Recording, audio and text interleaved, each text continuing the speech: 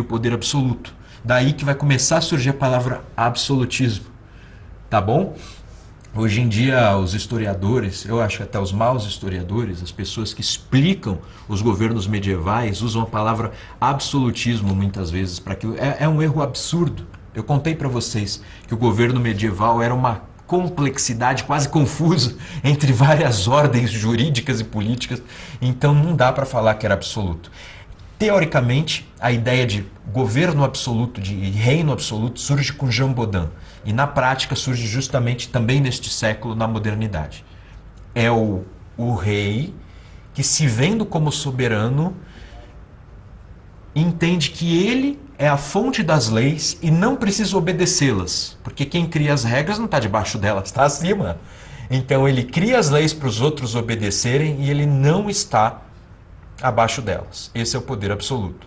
Tá? O poder absoluto, por um tempo, pode ser entendido, quando a gente fala no monarca absoluto do início da modernidade, ele não necessariamente é o que se chama depois de absolutista. Tá? O absolutismo que aparece depois já é, digamos assim, uma destruição de todas as camadas intermediárias de governo. E não vai ser bem assim que o Jean Bodin vai entender. Por quê? Porque ele vai dizer que uma coisa é a soberania, é a detenção do poder.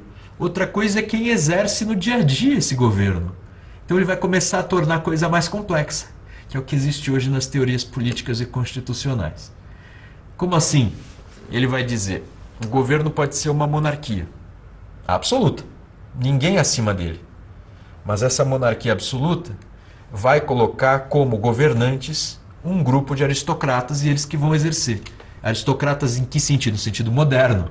Um grupo de bem-nascidos. Tá? Pessoas de famílias muito importantes. Então aí você começa a criar a ideia de Estado, governo e regime. Parece confuso? Posteriormente eu vou explicar com mais calma. Vamos continuar entendendo a sociedade francesa. Agora vocês estão aptos a entender. A sociedade francesa era da seguinte forma. Tinha um rei cada vez mais forte. Tá? Vocês vão ver que vai chegar em breve o famoso Luís XIV, que vai dizer l'État c'est moi, né? O Estado sou eu. Então, você vai ver que essa ideia do rei, do monarca absoluto, vai ficar muito clara. De qualquer maneira, esse monarca absoluto, ele devia satisfações aos chamados pelo Maquiavel e pelo Jean Bodin de barões. Ele devia satisfações a grupos que descendiam de famílias extremamente importantes para a formação daquele povo. Então ainda tinha essa instância intermediária. Vai ser mais no final aí do século, entre os séculos 17 e 18, com algumas influências de Thomas Hobbes, é que vai surgir algo mais próximo do que a gente chama de absolutismo. É a quebra mesmo dos intermediários. Mas vamos lá. A França funcionava assim. Então a complexidade das formas de governo, a complexidade da realidade fazia com que o encaixe das ideias puras de formas de governo ficasse mais difícil. E que houvesse também uma maior desconfiança em relação ao fato de que o governo misto funciona muito bem. O Jean Bodin vai tratar como da soberania, né? Ele vai dizer o seguinte: a soberania, ela é justamente um atributo que se dá àquele que, por não obedecer a ninguém, não obedece nem aos seus pares e nem à igreja. Ele obedece a Deus. Então, essas dificuldades de entender, ele tem que ter uma relação com a igreja ou não, vão aparecendo e Thomas Hobbes faz uma quebra. Tá? Ele vai futuramente dar uma quebra aí, porque a princípio os reis, para obedecer a Deus, se o reino era católico, precisava de alguma forma ter uma relação íntima com a igreja, que é a intermediária, e ao mesmo tempo é a responsável por dizer, ainda que simbolicamente, aquele que está ungido ou não. Então essas dificuldades começam a surgir e o Jean Bodin também começa a dizer o seguinte, que as formas más não têm nenhum fundamento. Por quê? Porque a melhor forma absolutamente é a do monarca único e absoluto.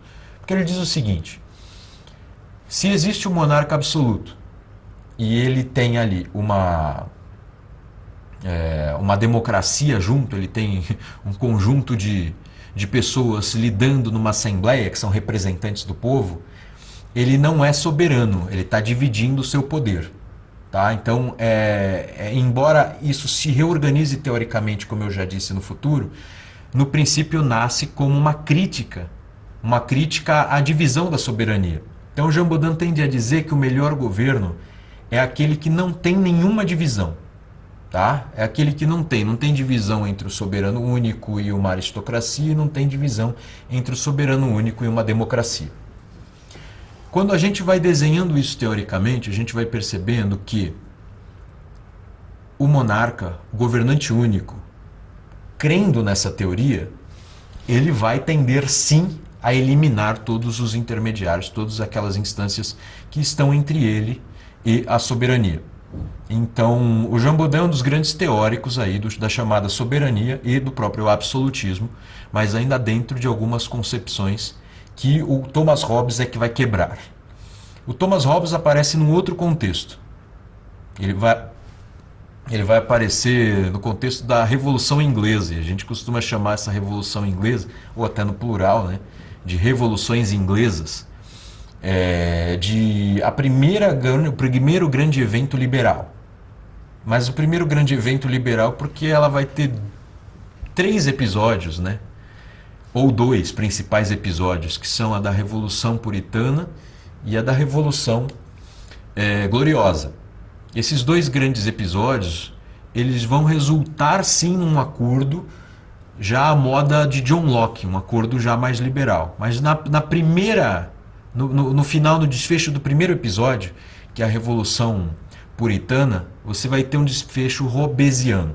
E qual que era o pensamento de Hobbes, que estava vivendo nessa época e deu algumas respostas a circunstâncias difíceis da prática? O Thomas Hobbes, em tese, é filho do medo. Ele nasce de uma dificuldade que a mãe dele teve quando ela ouviu, aos 8 meses de gravidez, que a grande armada, a invencível armada espanhola estava se avizinhando ali nas praias da Inglaterra, e ela achou que seria uma invasão, né, como todos da época, uma invasão impossível de suportar, e enfim, não aconteceu isso, né? A Inglaterra conseguiu se defender. Mas a mãe de Hobbes teve parto prematuro. Então ele seria filho do medo, teoricamente e realmente. Nasce Thomas Hobbes e ele se dedicou muito à instrução, tanto que ele se torna professor de grandes famílias, né? Ele se torna professor de nobres que tinham expectativas de grande ascensão pública e social. E ele viaja com esses nobres, ainda jovenzinhos, por vários países da Europa, nos quais ele enxerga circunstâncias sociais e políticas específicas, ele vai tomando notas, de modo que quando ele retorna à Inglaterra, ele consegue ser uma espécie de agente, publicando um livro extremamente famoso, que como todos conhecem é o Leviatã, e nesse livro está o cerne. Ele publicou outros livros, como sobre o cidadão, sobre a cidadania, e ele é um dos teóricos da ideia de estado de natureza e estado de sociedade civil, e como é que existe a passagem de um estado para o outro. Tá? Então o Thomas Hobbes ele vai tentar identificar na sua realidade a guerra civil que estava acontecendo na Inglaterra como uma espécie de estado de natureza. Ou seja, o Estado, a organização política daquela sociedade já estava decaída. E existia uma guerra civil, uma guerra de todos contra todos. E seria preciso instituir um outro Estado, tá? Um outro governo. E ele entendeu que essa instituição seria absolutamente justa. Tá? Então, para intercambiar aqui as ideias de Maquiavel e Hobbes rapidamente, lembram que para o Maquiavel, aquele que assume o poder mediante força, ou seja, um príncipe novo, ele não é necessariamente ruim, né, como seria de repente para a visão medieval e para a visão antiga. Então, aqui o Thomas Hobbes diz a mesma coisa. O ruim é ficar com um mau estado, debaixo de um mau estado ou sem estado, ou seja, no estado de natureza. A A palavra Estado eu estou repetindo muito e está confundindo, né? Por um lado eu estou usando Estado justamente como a organização política dos cargos e da administração pública, por outro lado eu estou usando Estado, né, como aquela palavra que designa um estágio, né, uma etapa de coisas. Então o estado de natureza é como se fosse uma etapa da vida das sociedades que é anterior à organização política, da estabilização dos cargos, dos conflitos, enfim, da institucionalização de todos os elementos da sociedade para que haja uma estabilidade. Bem, então a visão de Thomas Hobbes era: existe conflito de todos contra todos, é preciso apaziguar esses conflitos, então que venha um governante absoluto. Ele não via problema que ele impusesse a sua regra mediante força. E nem que fosse alguns, né? Aquela ideia de é um ou são uns poucos que vão impor essa regra, que vão impor essa lei. Tanto faz para ele. Podia ser uma assembleia de uns poucos homens ou um homem só. O fato é que eles deveriam personificar o Leviatã. O Leviatã é um monstro bíblico. Ele aparece, por exemplo, no livro de Jó. E esse monstro ele seria a simbolização de um mal, mas de um mal necessário. É um mal sem o qual tudo é pior. Então o Estado é visto por Thomas Hobbes da seguinte forma: se você não tem Estado, você tem roubo, você tem escravidão e você tem também morte, assassinato, homicídio. E ele compreende, o Thomas Hobbes, que há certos direitos naturais que precisam ser defendidos. Esses direitos naturais só são defendidos quando existe um Estado, um governante que seja capaz de impor por violência e com, digamos assim, essa é uma expressão de Max Weber, mas funciona muito bem para Hobbes, com o monopólio da violência. O Estado é o mal necessário, o Leviatã é o mal necessário, porque ele pode exercer a violência e não os cidadãos. Então ele, usando de violência, impõe uma situação na qual os direitos naturais são preservados. Os direitos naturais são os direitos de você não ser escravizado, de sua propriedade não ser roubada, e de você também não ser morto. Então ele entende que é assim. Vocês lembram das frases boas, para memorizar, as frases mnemônicas de Thomas Hobbes?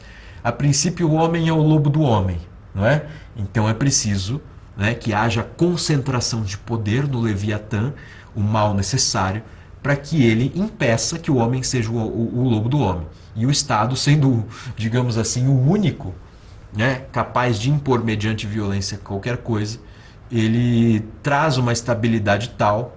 É tirania? É. Parece ditadura nos termos atuais de ditadura? Parece. Mas para o Thomas Hobbes é melhor tirania e ditadura do que guerra civil. E ele viveu uma guerra civil. Tá? Então ele não é filho do medo só pelo nascimento dele, mas também porque ele viveu uma circunstância de guerra civil, de denúncias entre familiares. Você tem um cunhado que está vinculado ao grupo dos puritanos e do Oliver Cromwell, e você, sei lá, é monarquiano e está do lado do rei Jaime. Então o que acontece? Existe aí um conflito de morte. Você pode ser envenenado na sua alimentação em família. Então ele viu isso não dá para viver assim. Ele achou isso muito pior do que uma tirania. Então ele entendeu que não existia isso também, como diziam os antigos, de que a tirania é ruim e o monarca virtuoso é bom. Não. O ideal é ter Estado, tá? E que seja imposto mediante força. E isso é melhor do que a guerra civil. Esses três pensadores nos trazem, então, algumas soluções muitíssimo diferentes, da antiguidade e do medievo, e nos trazem também ideias que são muito interessantes da gente levar em conta para estudar os teóricos posteriores, que serão John Locke, Montesquieu e Benjamin Constant, e eu vou trazer mais alguns só para ilustrar. Nós encontramos aqui o conceito de soberania, o conceito de juízo de valor específico para o fim da política. Não é um juízo de valor moral. A moral foi apartada da política. Do ponto de vista da ciência moderna, e eu não acho tão bom isso, digamos assim, a grande dignidade da política enquanto ciência ser afastada da moral. Para os antigos, uma coisa era muito semelhada da outra.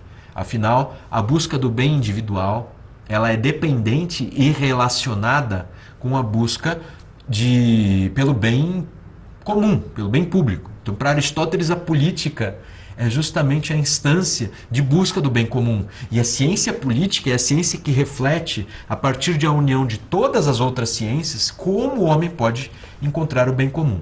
Agora, a política é o campo daquele que chega ao poder e mantém o poder.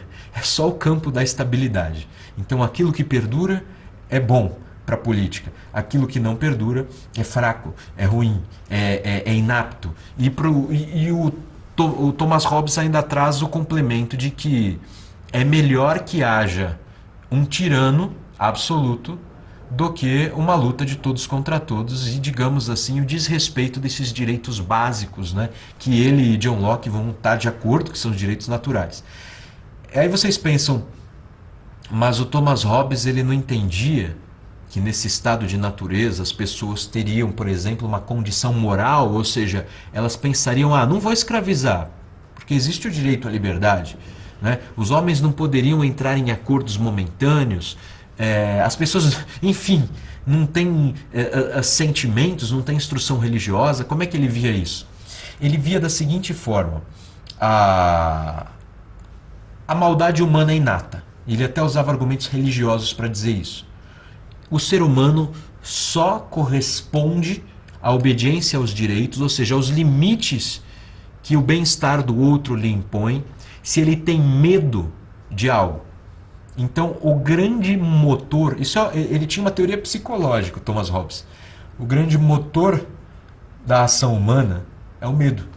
Se o grande motor é o medo, para o homem não aterrorizar o semelhante, ele precisa ter medo, certo? Assim como ele teria medo em tese de Deus. Mas ele tem teorias religiosas, Thomas Hobbes, ele tem algumas teorias religiosas bastante heréticas e confusas, mas ele entende, essa analogia com Deus precisa ser, digamos assim, encarnada pelo Estado. O Estado precisa impor o medo ao cidadão para que ele não ultrapasse os limites devidos, para ir contra os direitos, tá? O Locke é que vai trazer a concepção de que é possível sim, no estado de natureza, você ter a sensibilidade de identificar e respeitar os direitos naturais. Mas aí o Locke já é o homem da Revolução Gloriosa, tá? A Revolução, esse primeiro episódio das chamadas Revoluções Inglesas, a Revolução Puritana, ela não trouxe como resultado um governo liberal. Ela trouxe como resultado um governo absoluto. Então, derruba-se o Carlos I, na verdade, o primeiro governante no meio dessas guerras civis era o Jaime I. Depois você teve o Carlos I, ou Charles I. Esse Charles aí, ele foi decapitado, tá? Por uma guerra que era a princípio religiosa e, sobretudo, por ocasião de que alguns entendiam que deveria existir um parlamento para justamente ajuizar a respeito de algumas questões, no tocante a tributos e guerras e por aí vai. E outros entendiam que não é que o rei deveria tomar as decisões segundo as concepções que lhe viessem à mente. A guerra religiosa é muito longa para eu explicar para vocês, mas é bom que vocês entendam que pouco tempo antes disso tinha surgido Lutero, tá? Onde hoje existe a Alemanha, ali nos reinos germânicos, nos principados germânicos. Na verdade, são alguns condados, né, germânicos.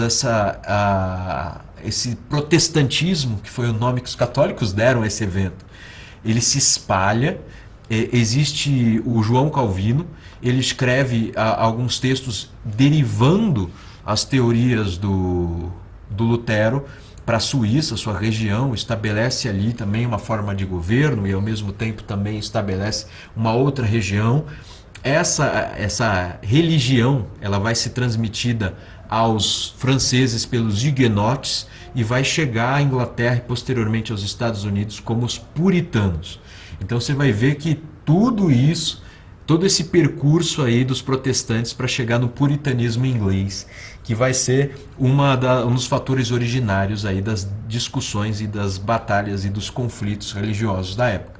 É claro que a Inglaterra já também estava passando, ela tinha passado já por uma outra questão, tá? Que foi a formação de sua própria religião, que tinha sido a religião do Henrique VIII e de sua filha Elizabeth I, e que é a religião até hoje vigente na Inglaterra, né? Que é o anglicanismo.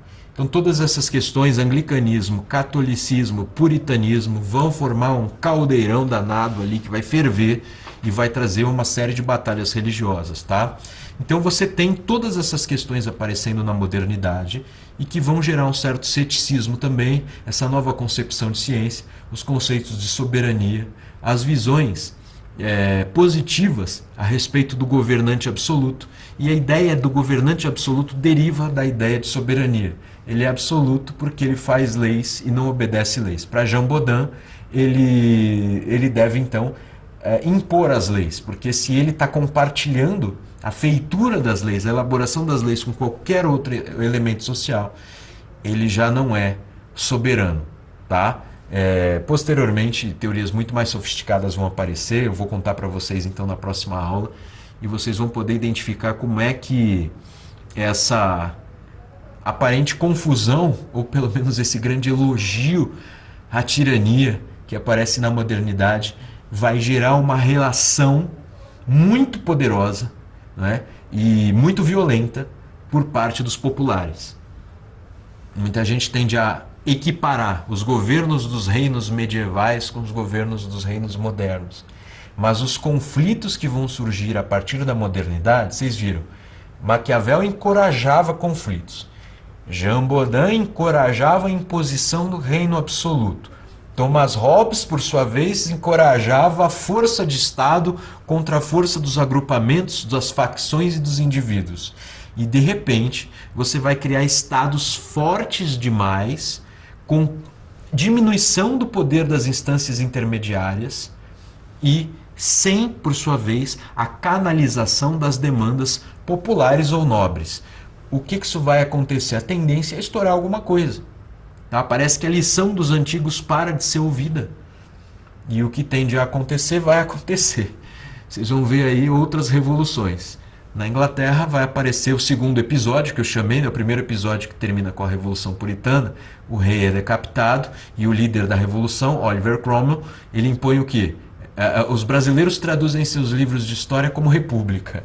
Não tem nada a ver com o que a gente chama hoje de república, porque não era a eletiva. Ele impôs um regime tirânico, com ele encabeçando esse regime. É chamado pelos ingleses de Commonwealth, tá? E essa Commonwealth, no fundo, era uma espécie de monarquia de príncipe novo. Ele tomou pela força, porque ele criou um exército mais forte do que o exército real da Inglaterra, acreditem se quiserem, e ele impõe, tá? Ele impõe pela força um outro governo. E essa Commonwealth dura até o seu filho, né? E o Cromwell, filho, ele não vai ter o tino e muito menos a força, a liderança e nem o carisma de seu pai. Carisma que se desgastou, né? Era um carisma poderosíssimo durante a guerra e durante a Revolução Puritana, mas quando ele impõe o governo dele, ele já ganha também muita animosidade e antipatia por parte de líderes menores, por parte de nobres. Então você tem aí já um filho com muito menos capacidade que acaba sendo destronado. Tá? É chamada de volta a família real, a família, ou seja, os descendentes aí do Jaime I e do Carlos I. Então vem o Carlos II e depois o Jaime II. Aparece um novo contexto de guerras civis que aparentemente vai gerar a decapitação do rei novamente. Tá?